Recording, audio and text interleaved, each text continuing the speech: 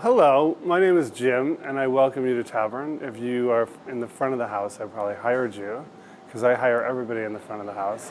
Tavern is an amazing place that I came to when I was 19, and I fell in love with it immediately, and I thought to myself, this is a magical place that brings together people from around the world. I had just been a new acting student in New York. I loved it. I felt like if I ever were to own restaurants, this is the restaurant I would love to own. Welcome to Tavern on the Green. We are in Central Park, one of the largest parks in the country, and certainly one of the largest urban parks in the whole entire world. And it's kind of an honor, a privilege to be here and to come to work and to come and be in a space that is so special. The park was finished in the 1870s. Tavern on the Green itself was finished also in 1870, and it was originally built as a place to house sheep. So they housed like 200 sheep in this building with its caretaker, and they would leave through the courtyard and go and graze in the sheep meadow, and that's where it gets its name. The sheep meadow gets its name from the sheep that lived and took care of the park. It wasn't until 1934 that this was turned into a restaurant for the first time. The history of itself as a restaurant remained continuous until 2009, when the last and probably the most significant owners finished their contract and actually declared bankruptcy and took with them everything they had brought here. When Jim and I came here, there was nothing but like a shell of a building. It needed a ton of work, and the city had committed to doing half of it, which was a giant step for the city, and that was under the Bloomberg administration. That the city gave us basically all the guts of the building. They gave us new electric, new sewage system, new roofs, and they dismantled all the buildings that weren't original to the footprint of 1870, with the exception of CPR, which was part of the building that was gone. It had been demolished in the 50s to expand the restaurant. Instead of rebuilding it as it might have been back then, they put the glass room there. We designed Tavern to be much like it was in the 30s when it was originally opened as a restaurant. So David and I did a lot of research about what the rooms looked like after, right when it became a restaurant. And this is sort of as close to what it looked like as we could get at this time in the world. But we did an ode to the Crystal Room, which are the big chandelier lights out in the courtyard. And we did little odes to other things around the building. The courtyard was like completely taken apart. This is everything you see at Tavern on the Green is brand new, with the exception of the brick and the beams. So everything else was put in 2014. So lighting, landscaping, the kitchen, furniture, you name it. We had a collection of friends from Philadelphia, where we came from, and they all pitched in to give us a hand. We also have random names for the rooms, but it's kind of what we ended up calling them during construction. So there's really no much thought into the room names. But so the bar room is the first room, because it's the bar room. That room we wanted to look a little bit like a Swiss chalet, sort of like welcoming and warm. The beams were restored, all the woodwork's brand new. The floor is an old reclaimed oak floor that was installed here by us.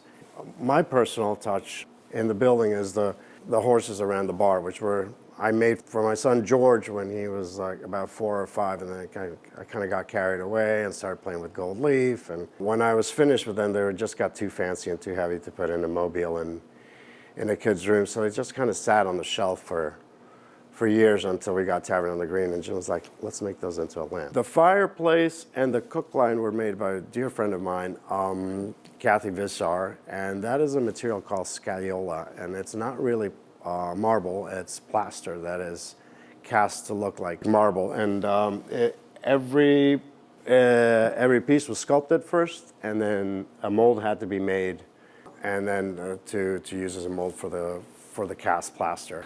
This room, because it has limited windows, we kind of wanted to create windows by using mirrors. And in this room, there are 9 different kinds of gold leaf, from platinum leaf to white gold to rose gold.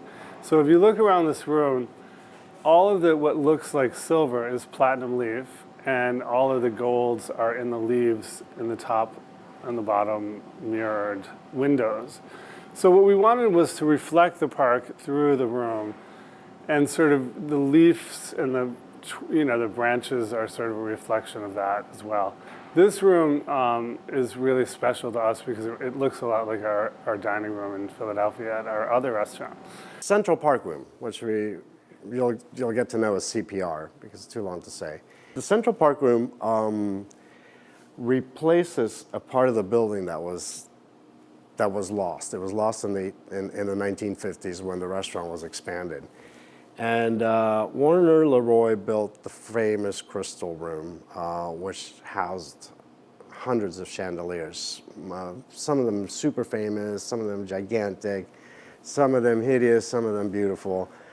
But it was a giant atrium with glass ceilings, and it was a room that held 400 people. He doubled the occupancy with that room of Tavern on the Green, and that's important thing to know because that's kind of like what allowed him to get so big and famous, because it was one of the few rooms in the city that sat 400 guests, which is an advantage we don't have anymore. That room was demolished in 2009 after they left. When we got here, we were basically given the glass walls by the city with no ability to expand it any further. So we ended up with a ton of outdoor space, which is great for the summer, tricky for the winter, and so you'll see tents going up there in the winter months when we need to have big parties. There are 3 outdoor spaces too. There's the beer garden next to the front door, we call it, even though we've only used it as a beer garden, I think 2 seasons. Bill made a great beer garden menu, so we might do that again someday. There's the courtyard, which is the main sort of outdoor space, which Tavern on the Green's wings sort of hold like a crab. If you think about a crab, that's kind of what Tavern looks like. And the courtyard's in the middle. So it's a very warm and inviting place. And right across from it is the park, obviously. And then there is the South Terrace. The South Terrace is usually tented both spring tents and winter tents in the summer so that we can have events. Events, as you will or already know, are a big part of the revenue at Tavern on the Green and a big part of your revenue as people who work here. Hi, I'm Bill Peed. I'm the executive chef here at Tavern on the Green. I just want to talk about the concept here at Tavern. It's a beautiful place and it's big, but I have over 40 years of fine dining experience here in New York City. I don't approach this as a huge place. We do fine dining and the numbers all in one. The concept for the food is classic American with our spin, which is a New York spin on it. Just to let you know some of the numbers that we do, this past Thanksgiving, we did 2,000 covers. Okay, now that sounds like a lot. We also did it with the idea that the food was just like I would make at my home. We do the New York City Marathon. We do the pasta dinner the night before the marathon. Christmas Eve, Christmas Day, that's the 1-2 punch. That's the hardest time of the year for us. Just the idea that we're in New York City, but we're in Central Park. It's like an oasis. One of our specials here every day is our birthday cake. So it's actually a confetti birthday cake. There's sprinkles mixed right into the mix. To work in a place like Tavern on the Green, people are coming here. It's a very celebratory place. So they're happy when they get here. They're really excited to be here, and we just keep it going. I'm actually here 8 years, and most of the cooks, most of the back of the house people that I have working with me have been here that long. We don't really have a turnover, but I love being here. I love, this is one of the best positions I've ever had. So I wanted to talk a little bit about how we run Tavern. You know, David and I come from a very small restaurant background in Philadelphia where we had, 50 employees at the most. But here we have up to 350, 400 employees. And so the first thing we decided to do is have an HR department for you guys to have access and an open door policy whenever you needed it to say whatever you needed to say. We will always make sure that the people in HR are there for you to hear your concerns, to hand you your check if you don't have automatic deposit, and to make sure everything's running smoothly for you here, because that's a real big deal for David and I. We want this to be a family, sort of like our small restaurants, but in a much bigger way. Hola, bienvenidos a Tavern on the Green. Yo me llamo Ashley Pizarro y soy la directora de Recursos Humanos. Estamos agradecidos que hayan elegido a Tavern on the Green como su segunda casa. Yo quiero decir que estamos aquí para ustedes y si necesitan algo, tengo las puertas abiertas en la oficina. Si tienen alguna pregunta o si tienen alguna recomendación, cómo podemos mejorar su experiencia de empleado. One of the things I just want to end with you on is, you know, you're working at one of the most famous restaurants in the world, and I remember when we got Tavern, I just sort of gave myself up to Tavern on the Green, because this is what's famous about this, like not me, not David. But really what we are working in is this amazing history where people put this on their bucket list to come to New York, and they have very high expectations. So if we hired you, we expect you to understand that that is where you're working, in a place where there's almost 100 years of history. People's expectations are New York experience. That's for you to interpret.